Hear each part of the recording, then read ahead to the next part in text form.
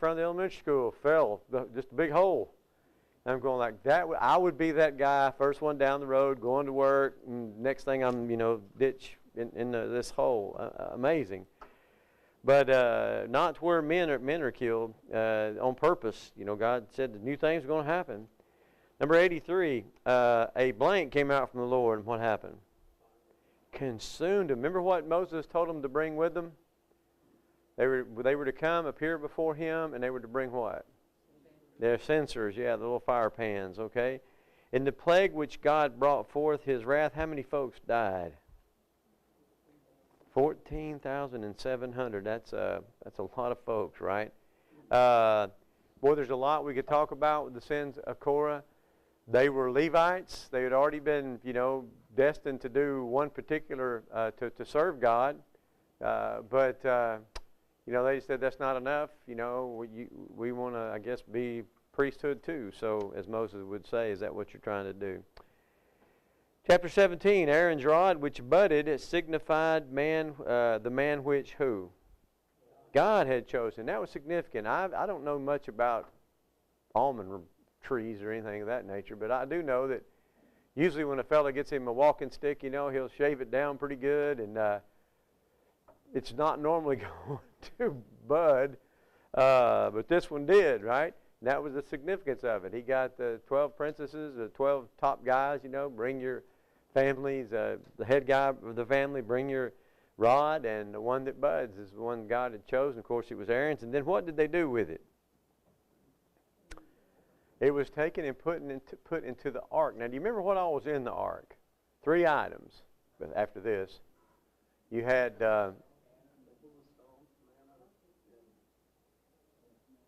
we had the law, manna, and now we're going to have this rod, right? But by the time of Solomon's temple, what's left? Remember? Just says the law, the Torah, not the Torah, the 10 Commandments. That was all that's left. So something happened to the bowl of manna, and something happened to the rod. That's when Solomon, of course, dedicating. And I just think it's interesting how all that's gone, except for the Holy Grail, because Monty Python and some guys found that. You remember? That's a joke. Okay. So that was in it. Wasn't it great how short chapter 17 was? All right. Chapter 18, the priest office was given exclusively to who? Aaron and his sons, right? If you're going to be a priest, you've got to be a direct descendant of Aaron. And boy, we greatly reduced the number of priests that were going to be for the first, couple of generations right off the bat, right? Because in Leviticus 10, you remember what happens? Yeah, Nadab and Abihu. So 2 of the 4 boys, aren't going to be there to have children, and so you had to be a direct descendant. So don't you know those guys had it pretty tough for a few years for sure. All right. The blank were given as a gift from God or from the Lord to do the service. Who were the priests given? The Levites. Levites, you had 3 particular families that were going to be, remember, the Kohathites, the Merathites, and Girgashites? That ain't right. Merari. We'd have to back up. I don't want to do that. If there were 3 particular families, they were the ones that were going to haul everything, but also all the stuff that needed to be taken care of. All the Levites could do that as far as the tabernacle was concerned. Merari, Kohathites, one more. What's that? I wanted to say that, but it didn't sound right. I just thought I might have been making up ites, like the Ronnie-ites. What was that? All right. Thank you. I guess that was right. It just didn't sound right. You ever do that? I remember one time I wrote the word dog. I ended up having to look it up because it just didn't look, you stare at something long enough and it just, is that really how you spell that? Oh, anyway. Chapter 18, we're looking at 89. According to verse 19, all the what? Heave, literally to lift. Offerings were given to the Lord, given by the Lord to whom? The priest. Now that's what they're going to eat and so forth. For inheritance in the land, Aaron and his sons would have what? None. You're still going to have 12 allotments of land. You remember how that comes about? You Levites, you take one out, well, that leaves 11, so how do we get the other family? Well, Joseph's going to what? Yeah, he's going to get divided up, Manasseh and Ephraim, right? And so you put all that together, and you get your 12 allotments of land. The Levites would have no land inheritance, but would have what? Tithes. They would get the money that came into the temple. That's how they would pay themselves. That's how they would provide for their families. And that caused a problem because guess what the Levites, what the children of Israel wouldn't do sometimes? Yeah, they wouldn't give. There's an old story about how David Lipscomb every Sunday would put in $1 piece into the plate when it went by. He was holding a meeting somewhere and the plate came around. He reached in his pocket and all he had was a $10 piece. So he went ahead and put the whole thing in. And no, he didn't get $9 back out, but he put the whole thing in, and I always thought that was pretty cool. But the preacher that told the story told it because he said some brethren still have that habit of putting $1 in the plate when it goes by. What brethren that do that really ought to look at the power bill just once. Just once. We have got a propane tank in Trenton that literally, if times get hard, I'm thinking about cutting that thing out and hollowing it out and making a submarine out of it because it's huge. And we have to, what is that thing, 2,000 gallons or something, Jeff? 1,000 gallon? 1,000 gallon. It's very, very large. And, when they come out to fill that up, I want to cry because I have mine at home filled up and I shed tears and it's only 250 gallon, right? But anyway, it takes money. A lot of people say, well, why ain't we supporting more things? Why aren't we doing this? Why aren't we doing that? Brethren, just sit down sometimes and break down the bills of the congregation. Financial report's a great thing. Look, see where the expenses are. And then, how it goes. Look at your finances, Power bill ain't what it was 5 years ago, 10 years ago. So they were dependent upon the tithes of the Israelites. And that's one of the things when Nehemiah builds the wall, what's he got to do? He's got to get them to give again. And then he has to go in there, and the place where they're supposed to put the money, there's some Gentile living in it, some not Jew. And so he has to kick him out, and clean the place up and said, now bring the tithes. The reason the priests aren't here doing their thing is because they don't have anything to eat. You're not even bringing your crops and stuff in. So that was a problem then, and it's a problem today. So, brethren, that's something that we need to address. And I always, I don't know why, for some reason, I have lost his name. But we had a gospel preacher years ago, and taught in one of our schools for a long time. And Jim Lewis will know who this is, I guarantee you. But he couldn't preach about anything without talking about giving. It would always get back to giving. Was it Black? Was it VP Black? Brother Lewis is always talking about giving. Yeah. Okay. And a good one to have, right? Because just about anywhere you go, it could be better. All right, chapter 19. Here's where you learn why Listerine burns when you gargle with it, right? Because it's the same ingredient that you find in hyssop. You take in ashes, and when I think of ashes of the red heifer, I think of Granny out on the cement pond with her big cooking thing. You remember that? She'd throw in them ashes and stuff. What was she making? You remember? Lye soap. Boy, if it won't take it off, it must be permanent because that's some rough stuff. You ever use lava soap? Same principle. That hyssop's got little pieces in it. It also has the same active ingredient as Listerine. You have the ash in there, which is going to give it an acidic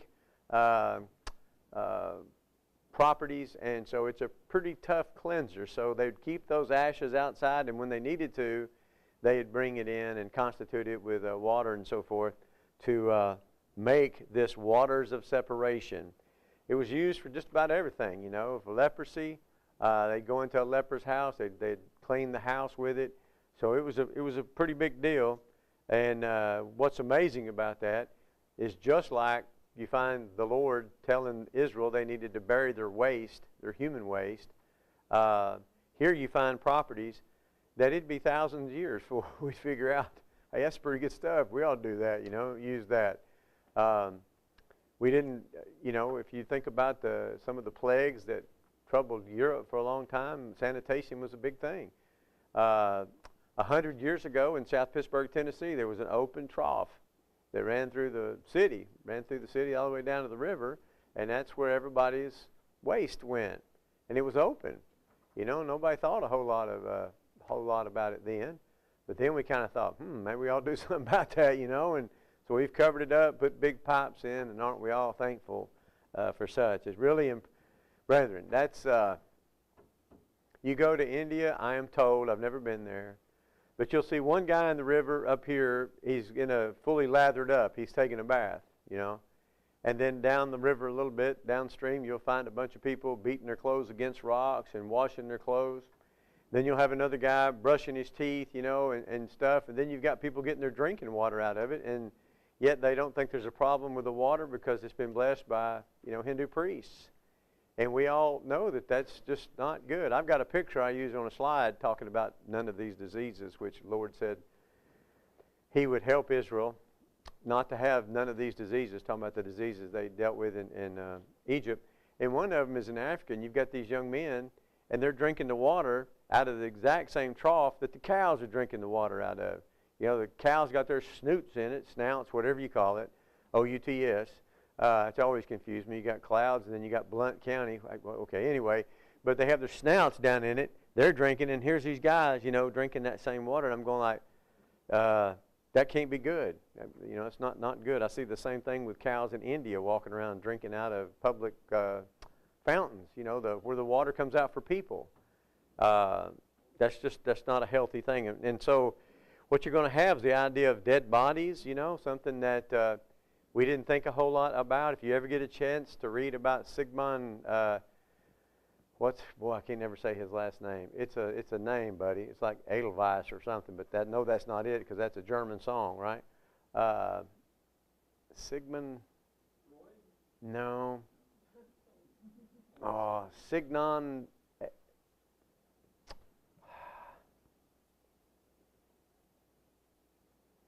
He discovered the idea of washing your hands.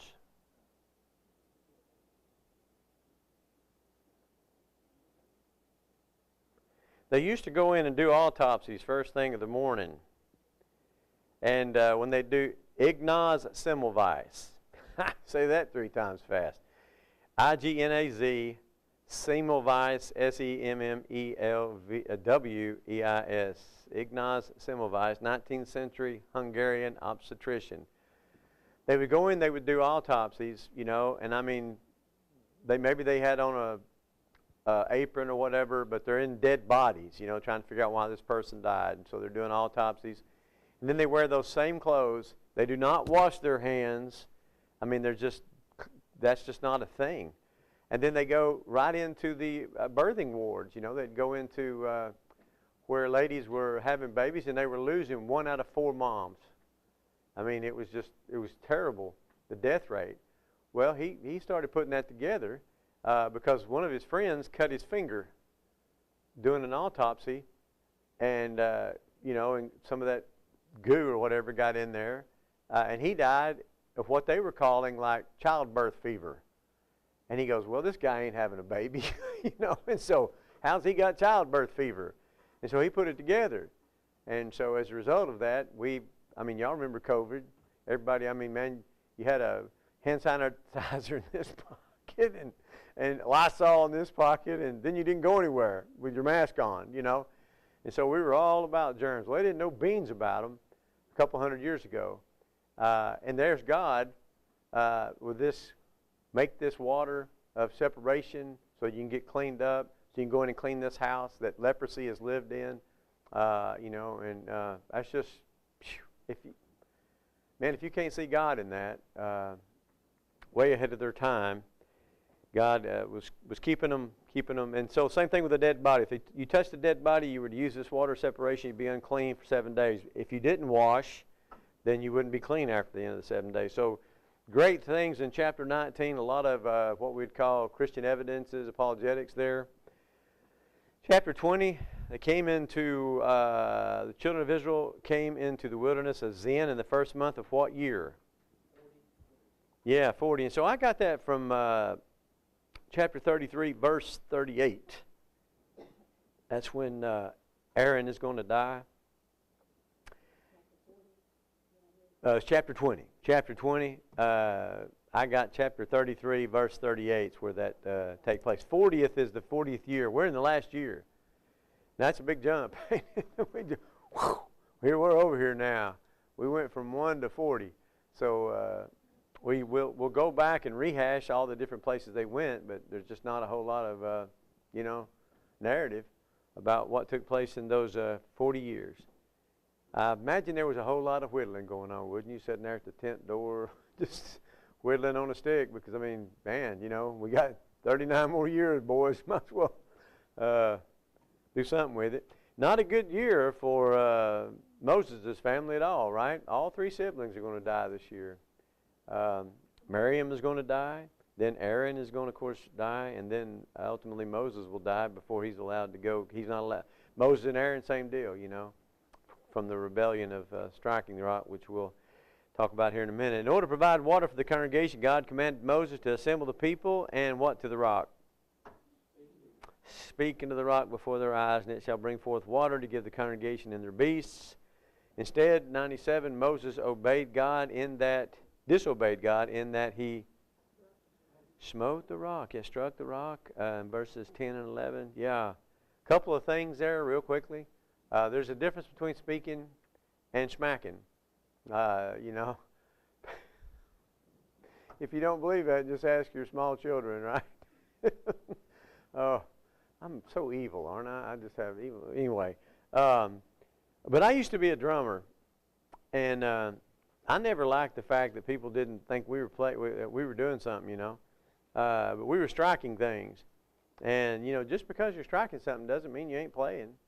And so one of the things and the reason I say that, I don't know if y'all are very familiar with the congregation up in Middle Tennessee. It was Otter Creek back in the day, and that's been 25 years ago, so I have no idea.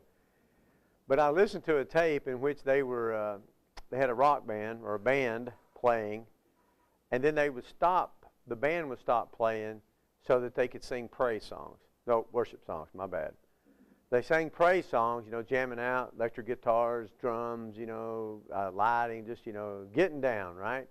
And then when it came time to worship God, the band would quit playing, but the snare drummer kept popping a beat on his thing. And I was going like, you still playing, dude. I used to do that.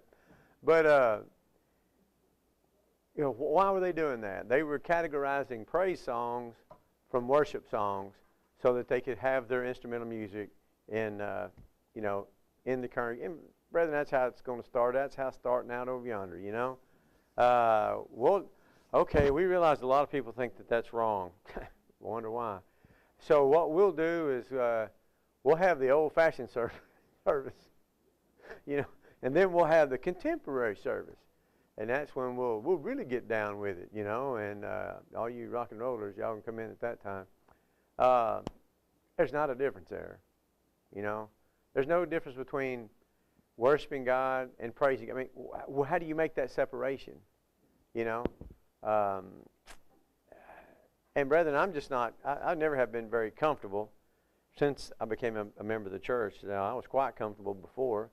That's all, we had a big band, 200-member chorus, and they could get with it. But one of the things that helps me, like with being at a graveside, and somebody's playing Amazing Grace on bagpipes, which I just think happens to be so beautiful and yet so spine-tingling. But let's remember, words can be inspired, but tunes are not. That's something to remember. As a matter of fact, we think of tunes that mean a lot to us, probably the Star Spangled Banner. Dun, dun, dun, dun, dun. That one, right? You realize that was an English pub song tune before it became our national anthem. So, tunes are not inspired. Words are. And we start talking about how great thou art and things of that nature. I try to stay away from that.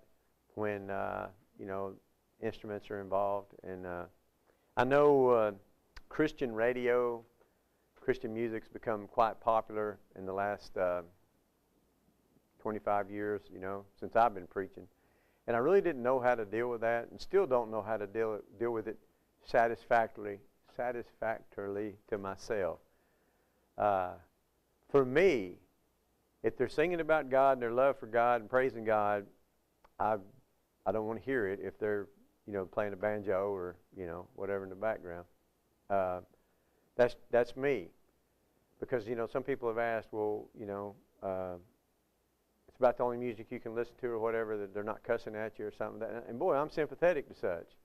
But, there's other things out there you can listen to. I just try to make that separation. Well, anyway, there's my 2 cents for what it's worth. Okay, so everybody's dying in this one. He smoked the rock instead of talking to the rock. A couple of things there. God says, because you believe me not. And that says a lot about belief, don't it? Do you think Moses believed God? Of course. But because he didn't obey. And so when we think about belief, you can believe a lot of things, but that doesn't mean you agree with it or you obey it. I know there's a lot of people that know and believe that the United States is here, but there's a lot of people that are attacking it right now. So there's a situation where God says, because you believe me not. They believed him. Moses talked with God face to face. It wasn't like he had a lack of faith in God. He just simply didn't do what he was told. And therefore God says, because you believe me not. And he didn't give God the glory, right? And listen, brethren, when you're thinking about this, I don't know if you want to put a note in there or something. This is generation 2. These are the guys that should be doing it better. They've watched the other generation die in the wilderness. And so Moses has probably got to be, what's that, you're on my last nerve. I think that's where they were, where he was. But still, when you wake up and you're, at this point, he'd be what? 120? You need to wake up to 121, still being faithful, right? He just was upset, and his patience wore out, and he did something that shouldn't have done. And he paid the price for it, right? He got to see the promised land. He just didn't get to go in. And you think about all the stuff that he had done, that he went through to get these people there. Ron, I always think about the time before God told him to smite the rock. Now he says, speak to it, and I've always thought about, did he just do that because that worked before and didn't really pay attention to what God had said? Now listen, I'm not smart enough to come up with this on my own. It was brought to my attention. And that is, there's a lot of typology in the Bible, a lot of pictures, a lot of types. Do you remember who the rock was that followed after Israel according to Apostle Paul? Who was that rock? It was Christ. How many times was Christ smitten? Well, he only died the once, right? He was crucified one time. And so this man intimated, and I think maybe there's some merit to it, was that when Moses struck that rock a second time, that what he did was kind of kill that picture of that type, if you will, of Christ being struck once. Here he's going to be, that rock is struck twice. Could I prove that? Not really. But I'm with Larry on that one. Man, we got to smack it the first time and talk to it the second time. I don't know. We just like to know why, right? What's the best thing to do when God tells you to do something? Just do it. Don't ask, right? Because I don't think we'd probably understand anyway. That's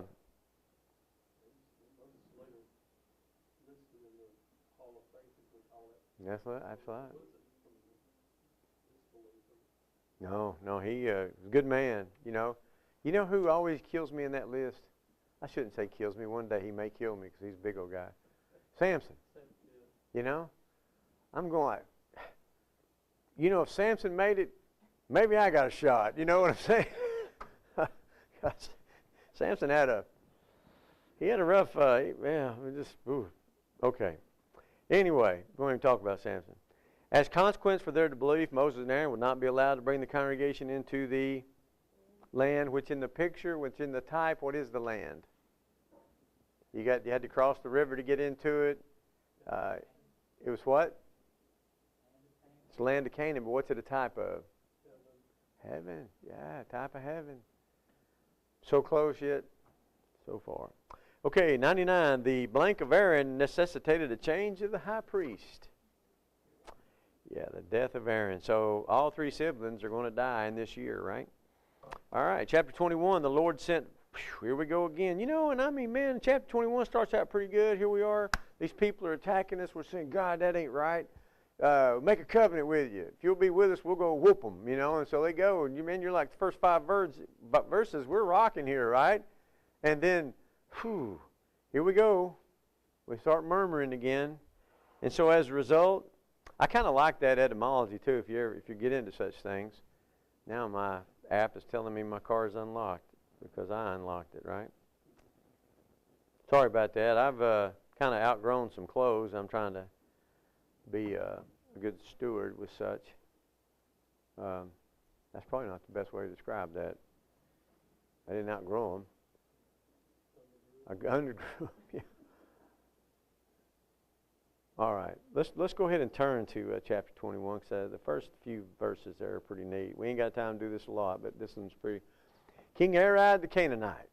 King Arad the Canaanite. So he took some of them prisoner. Well, we want them back. And so Israel vowed a vow unto the Lord, said, if you'll deliver this people in my hand, then I will utterly destroy their cities. And the Lord hearkened, and here we go. We're going to whoop some Canaanites, which we're going to be doing for the next 1,000 years, right? And so, man, that worked out great. And so they journeyed from Mount Hor by the way of the Red Sea to compass the land of Edom, and the soul of the people was much discouraged. Why? Just got to keep reading. They were discouraged because of the verse 4, last 3 words. You can buy a vow. It's of the way. So what's that mean? It was hard. It's all these rocks and hills and junk. You can't get nothing through here. Why in the world do we have to come this way? Well, so they're mad because of the way, and the people spake against God and Moses. We hadn't learned a thing, have we? And so hence and it's pretty cool. We got a teacher right now at Trenton, and I went in there today to help her get some file things. But anyway, the floor is full of snakes. Not real ones. But I told her, I said, man, you need to do something about all these snakes. This is 2 weeks in a row. But, you know, like she has all these serpents out there as a tool. She's teaching for I think she has like 4 and 5s. Well, here the Lord sends fiery serpents among the people because they spake against God. They wouldn't even have to bite me. I hate snakes. I would have got the point. Yes, Lord, you're right. Please, just take them away. But in order to live, anyone who had been bitten had to do what?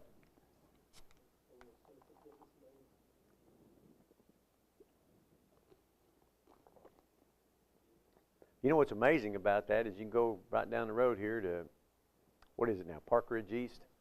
Or you can go over the other hill there to Park Ridge downtown or Erlanger. And what are you going to see wrapped around a pole? Yeah, you're going to see the same thing, huh? Yeah, it's kind of funny how icons like that stick out. But, you know, I have wrestled with that some, because what are we supposed to stay away from as far as, you know, idols, right? And boy, that just seems like it comes in pretty close to being such. But we know it's not, because God commanded this, and he wouldn't command them to do something that was wrong. But it was a test of faith for sure. And then when you look at the context, everybody knows John 3:16, right? Everybody knows John 3:16. Very few people know the 2 verses right in front of it. And it's talked about this very thing. Let's jump over and take a look. John chapter 3, and let's go back to verse 14. Brother Lewis was kind enough to add that into our notes. And as Moses lifted up the serpent in the wilderness, even so must the Son of Man be lifted up, that whosoever believeth in him should not perish, but have eternal life. For God so loved the world, and there we go. That's the verse that we all know about. So perhaps this is an exception to the situation, because what is it? Remember we talked a minute ago, it's a type, isn't it? Yeah, sure is. It's a picture. That's the best way I know to describe a type, a tupos, a pattern, a type. A great type, and the word we find it is in 1 Peter chapter 3. That word, the like figure, let's take a look at it real quick. 1 Peter chapter 3, and I'm doing what I said I wouldn't do, chasing rabbits. 1 Peter chapter 3, and let's drop down to verse 21. And my whole program just quit. That's not cool. It got tired, didn't it? That or y'all sabotaged my machine. Okay, what I want to do, I hit the wrong button. I want to look at comparisons here. The like figure is what the King James uses. It's tupon, which is the same word, tupos. Y'all are familiar with Romans 6:17, right? The like, where it says, mercy me. You know, there is something to that getting older thing. Yes, sir. But Romans 6, but thanks be unto God that you were the servants of sin, but you have obeyed from the heart that word form. Same word. Tupos, tupon. And so the same form of doctrine. Now what's that form that you obeyed? According to Romans chapter 6, verse 16 and 17, it's Romans 6, 3 and 4.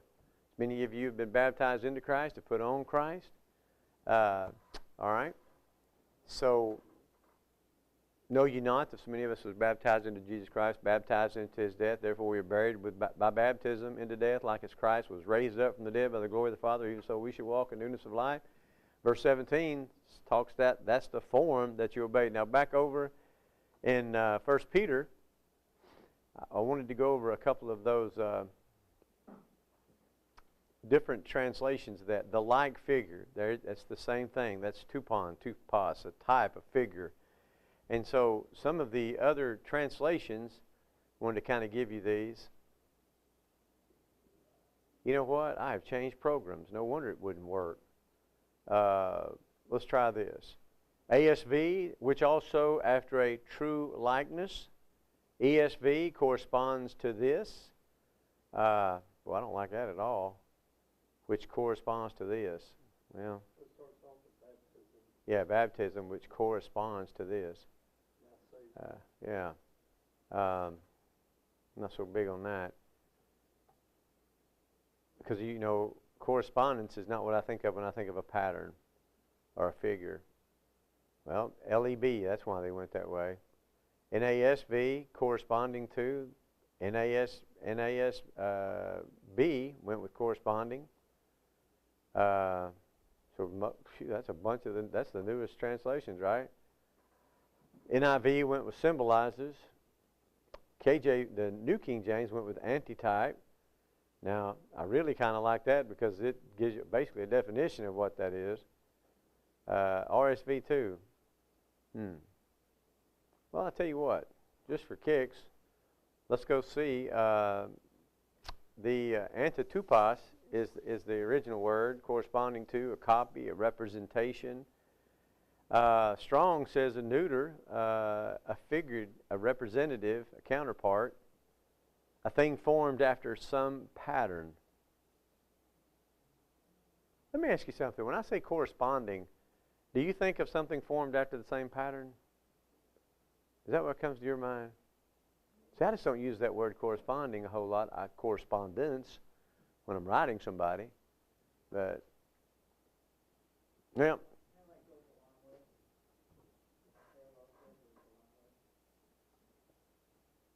Well, I kind of like the like figure, right?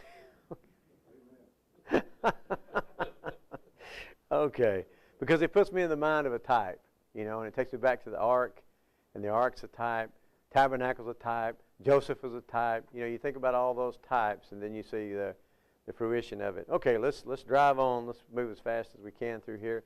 The Lord sent fiery serpents among the people because they spake against God and Moses, servant. In order to live, and we already said brazen serpent, he put on a pole. The New Testament passage, we looked at that, John 3, 14 and 15.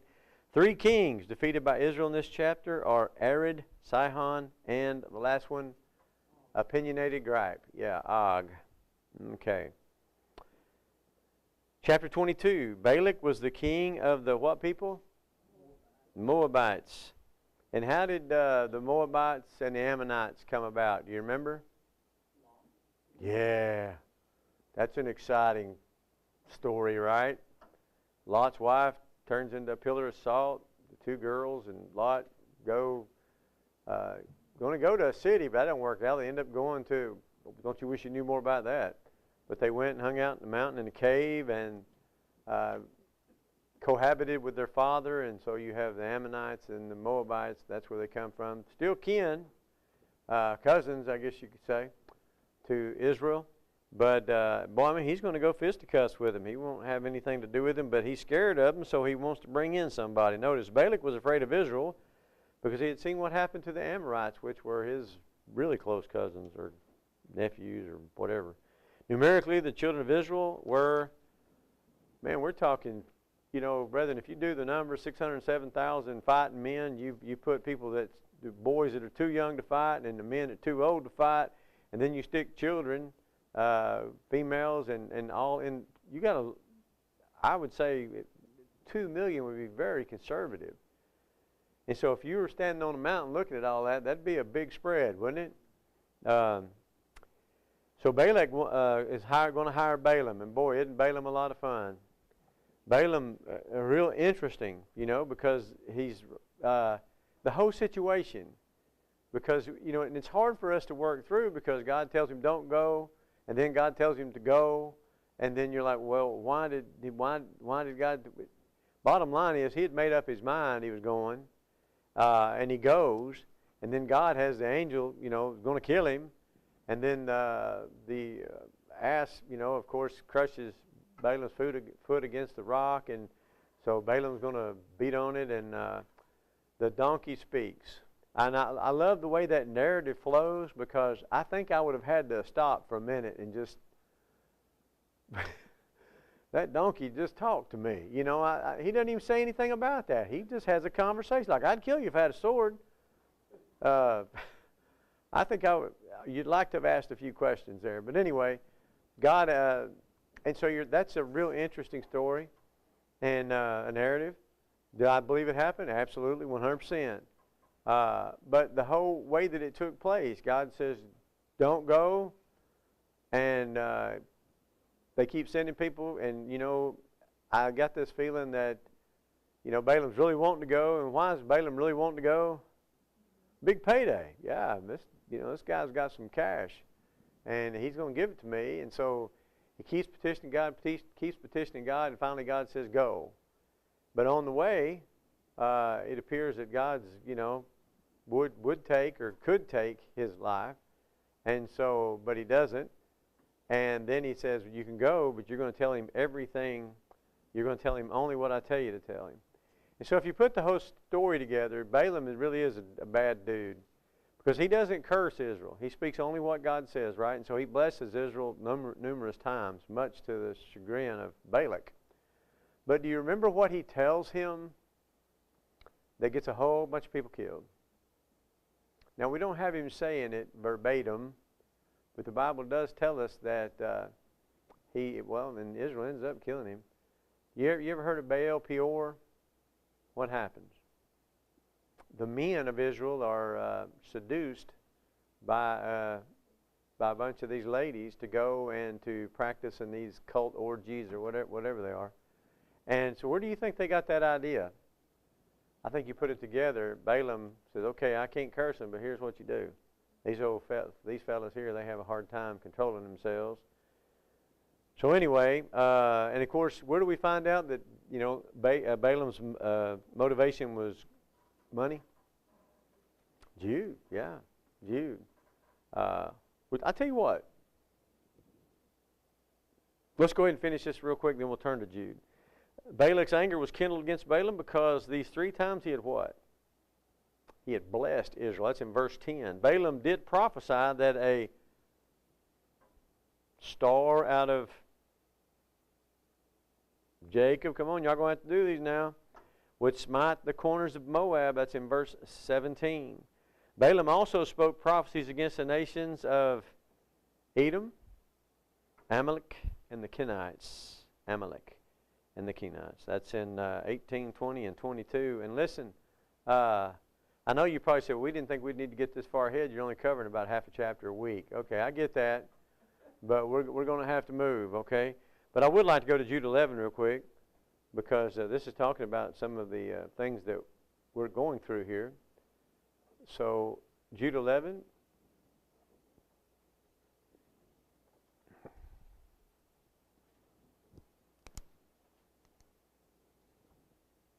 And you know what? If you turn to 3 John, that is just not going to do you a whole lot of good. But we're close, huh? Woe unto them, for they have gone the way of Cain. What did Cain do? Cain, of course, slew his brother and ran greedily after the error of Balaam for reward, and perished in the gainsaying of Korah. Now, I know that looks like a Korah, C-O-R-E, the earth or something, but that's Korah. And we've talked about him in number 16, and now here we are with Balaam in chapter 24. So, do you think Jude believed Numbers was an inspired book? Yeah, of course he did. And what's he say about them? Spots in your feasts of charity. They're like water carried about with winds, and trees whose fruit withereth, and fruit twice, and without fruit, twice dead and plucked up by the roots. Can't get much worse than that. And it's interesting, if you ever get a chance to look at the book of Jude and do a detailed study of it, it comes up with threes, arguments of threes. And so it's kind of hard not to get his point. Okay, let's just go ahead and hit 25 as well. Israel began to commit, here we go again. We're in Baal Peor, right? With Moabites. That's in verse 1. This sin was brought about by the counsel of, there's our boy, ain't it? Let's turn. Let's go ahead and take a look at that.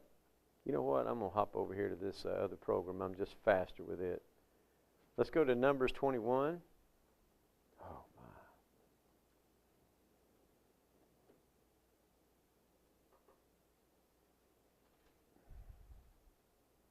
That would be Numbers 31. My apologies. Verse 16. Behold, these caused the children of Israel, now who's that? Through the counsel of Balaam, to commit trespass against the Lord in the matter of Peor. And there was a plague among the congregation of the Lord. So who had told them this would be a good way to derail Israel? Balaam, that's right. And so there's one fellow there pretty on fire for God, isn't it? What's his name? Phinehas, right. He slew a Midianite woman and an Israelite man with his javelin. Ran it through both of them, one shot.